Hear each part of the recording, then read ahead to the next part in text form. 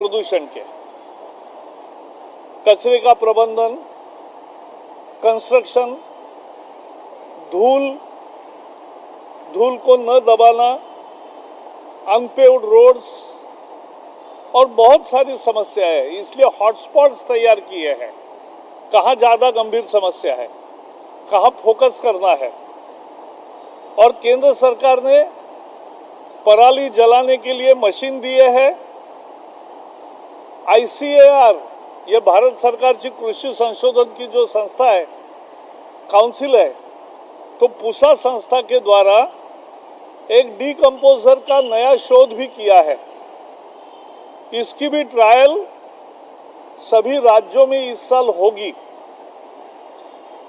क्योंकि हजारों हेक्टेयर पर इस तरह की ट्रायल होके उसके परिणाम आएंगे तो अगली साल और बढ़त मिलेगी। बायो CNG और बायो पावर के प्रयोग में भी भारत सरकार भूमिका निभा रही है। एक्सप्रेस पेरिफेरल वे करने के कारण 60,000 जो वाहन दिल्ली में जिनका कोई काम नहीं है, वो दिल्ली से गुजरते थे, प्रदूषित करते थे, वो खत्म हुआ है। BS6 आया है। ईंट भट्टे और बाकी फ्यूल यूज करने वाले कल कारखानों का रूप बदला है। टेक्नोलॉजी नई आई है। CND वेस्ट मैनेजमेंट रूल आया है। बदर जो यहाँ का पावर प्लांट था बदरपुर का, वो भी बंद किया है। वेपर निकालने की पेट्रोल पंप पे सिस्टम है। तो बहुत सारे उपाय केंद्र ने किए, राज्यों ने भी काम किया और इस सबका परिणाम हुआ है कि ये अच्छे हवा के दिन थोड़े बढ़े हैं और बुरी हवा के दिन थोड़े कम हुए हैं, लेकिन यह और भी अच्छा करने की जरूरत है। इस पर आज बैठक में जोर दिया गया और हर राज्य ने जो एक्शन प्लान तैयार किया है उसकी आज जानकारी दी, उनको और सुझाव भी दिए गए। खासकर जो एरिया है दिल्ली में, दिल्ली सरकार को ये बताया गया कि जो हॉटस्पॉट्स है मायापुरी, बवाना, नरेला, मुंडका, पंजाबी बाग, द्वारका, रोहिणी, विवेक विहार, आनंद विहार, RK पुरम, जहांगीरपुरी, ये 13 हॉटस्पॉट पर दिल्ली सरकार ज़्यादा ध्यान दे। वहाँ के रोड जहाँ धूल रोड पर ज़्यादा जमी है या अनपेव्ड है वो पूरा करे। बहुत सारे सुझाव उनको दिए गए हैं। हरियाणा में भी पानीपत, सोनीपत, गुरुग्राम, फरीदाबाद, झज्जर में क्या काम करने हैं ये भी हमारे अधिकारियों ने उन राज्यों को बताया है। उत्तर प्रदेश में बुलंदशहर, गाजियाबाद, नोएडा, ग्रेटर नोएडा, मुजफ्फरनगर और मेरठ में क्या काम करना है ये भी चर्चा हुई है। और राजस्थान में भिवाड़ी में क्या करना है, ये हॉटस्पॉट्स है। तो यह हॉटस्पॉट की चर्चा भी हुई। आज की चर्चा 1.5 घंटे से ज़्यादा हुई। बहुत विधायक और अच्छे पॉजिटिव मूड में रही। उस चर्चा से मुझे पूरा विश्वास है कि आने वाले दिनों में प्रदूषण के खिलाफ ये लड़ाई चलती रहेगी और सब मिलके प्रयास करेंगे, क्योंकि हम मानते हैं कोशिश करने वालों की कभी हार नहीं होती। और उसी दिशा में हम इस प्रदूषण के मसले पर लड़ाई करना चाहते। लोगों ने भी सहयोग करना चाहिए। नज़दीक के काम के लिए साइकिल का इस्तेमाल करना, पैदल चलना, गाड़ी का मेंटेनेंस ढंग से रखना,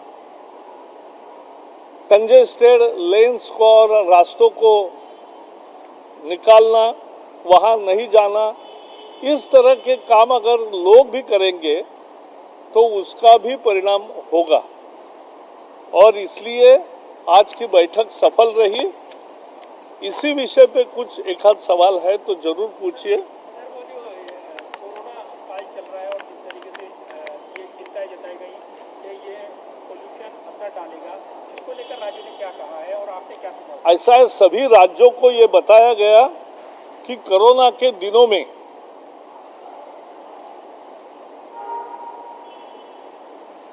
फेफड़ों का ही मुद्दा आता है और फेफड़ों पर प्रदूषण का बुरा परिणाम होता है, तो वो स्थिति को और गंभीर बना सकता है। और इसलिए पंजाब ने भी कहा कि जहां ज्यादा जलता है स्टबल, वहां के किसानों में भी जागृति की एक मुहिम उन्होंने शुरू की है कि आप जलाओगे तो आपके घर के ही लोग पहले बीमार होंगे। एक साल में जादू की छड़ी जैसा काम नहीं होता, लेकिन निश्चित रूप से पराली जलाने में भी कमी आई है, सड़क और बाकी विषयों में भी सुधार आया है, कंस्ट्रक्शन डिमोलिशन वेस्ट में भी हमने नियम बनाए पहली दफ़ा आज़ादी के बाद, इसलिए उसमें भी कुछ सुधार आया है। अब बड़े बड़े कंस्ट्रक्शन में स्मॉग गन्स वगैरह रहते हैं, पानी की बौछार होती है और धूल को वही के वही ठिकाने पर लगाया जाता है। तो इस तरह के काम हो रहे हैं, लेकिन इसकी गति और तेज रीति से बढ़ाने की निश्चित निर्णय हुआ है। सर, सुप्रीम कोर्ट ने भी ये आदेश दिया था कि पराली को लेकर सख्त कार्रवाई हो, इंसेंटिव भी दिया जाए किसानों को। ऐसा है, भारत सरकार ने तीनों राज्यों को मिलकर लगभग 3 साल में 1700 करोड़ रुपए के मशीन्स दिए हैं। इंडिविजुअल लेता है तो 50% सब्सिडी है, कॉमन लेते हैं तो 80% सब्सिडी है। और उस मशीन के द्वारा अगर करेंगे काम तो उसका परिणाम पराली जलाने का संकट नहीं आता है, क्योंकि पराली निकल जाती है। और जो अभी बायो कंपोजर निकला है, डिकम्पोजर, वो पूसा का जो शोध है उसका भी इस साल ट्रायल ज़्यादा होगा, अगले साल और प्रभाव बढ़ेगा, लेकिन इस ट्रायल का भी परिणाम आएगा और इस साल अपेक्षा है कि कम पराली जले। हमारी निगरानी रहेगी, सीपीसीबी के टीम्स जागरूकता से काम करेंगे, 50 टीम्स रहेगी और सभी राज्यों से लगातार रोज का रोज कांटेक्ट होगा, रोज का रोज रिव्यू लिया जाएगा और पोल्यूशन कंट्रोल बोर्ड ये बहुत एक्टिव रहेगा और सभी राज्यों के साथ काम करेगा। ये भी निर्णय आज की बैठक में हुआ है। दिल्ली सरकार ने पूसा वाले कंपनी की बात आप कर रहे हैं, दिल्ली सरकार ने बोला दिल्ली में 30 लाख का खर्चा आएगा और किसानों को फ्री दिया जाएगा। दिल्ली में 800 हेक्टर ही जमीन है जहां ये पैडी का क्रॉप होता है, तो वहां तो वो करे, सभी राज्य करे। उत्तर प्रदेश ने 10,000 हेक्टर का ऑलरेडी ऑर्डर दिया है और पहले भी अपने तरीके से 3 साल से ये काम उन्होंने चलाया है। ऐसे सभी राज्यों में प्रतिस्पर्धा हो और अच्छा से अच्छा काम करने की उनमें होड़ लगे, यही हमारी नीति है।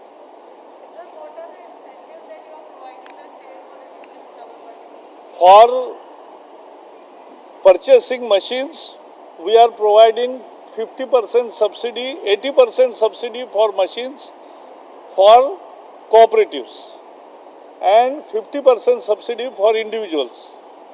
और एक 8-10 किसान इकट्ठा आके एक मशीन लेते हैं और आपस में चलाते हैं, सब उपयोग करते हैं। ये इस साल भी होगा, इसलिए 3 साल में फॉरेस्ट 3 साल में स्टबल बर्निंग में थोड़ी कमी आई है, लेकिन बहुत अभी आना है। लेकिन केवल पराली का जलना एकमात्र पोल्यूशन का कारण नहीं है। जिस दिन पराली का एक 15-20 दिन बहुत ज़्यादा होता है, लेकिन ज़्यादा माने भी 40% होता है, उस दिन भी 60% पोल्यूशन ये रोड की धूल का, कचरे के अप्रबंधन का, बायोमास जलाने का और अन्य कारणों से होता रहता है, तो वो भी कम करना है।